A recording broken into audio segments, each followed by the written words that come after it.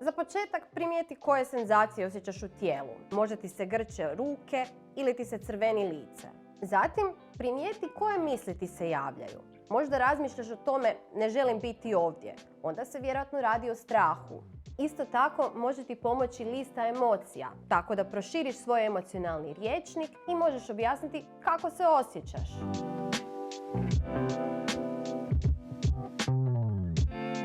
To možeš učiniti u sebi, tako da si postaviš pitanje kako se osjećam i onda pokušaš dati odgovor na to pitanje. To možeš i zapisivati. U redu je podijeliti misli i osjećaje s bliskom osobom. Možeš opisati kako osjećaš pritisak u prsima ili bilo koje druge senzacije u svom tijelu. Možeš raditi nešto kreativno, recimo crtati, pisati, plesati, bilo što ti pomaže da izraziš svoje emocije. Naravno, pazi da ne ugrožavaš sebe ili druge. Odaberi neku aktivnost koja pozitivno utječe na tebe.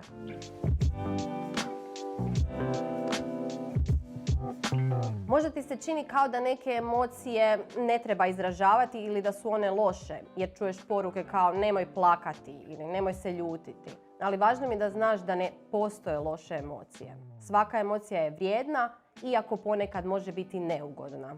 Na primjer, kako bi izgledao svijet da ljudi ne osjećaju strah? Možda bi prelazili cestu, ne bi gledali lijevo ili desno i riskirali bi svoj život. Strah nas štiti.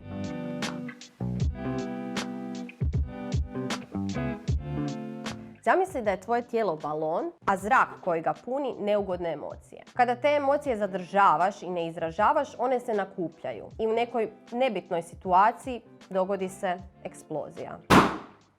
Ako dulje vrijeme osjećaš neugodne emocije i ne znaš kako se s njima nositi, važno je da potražiš pomoć.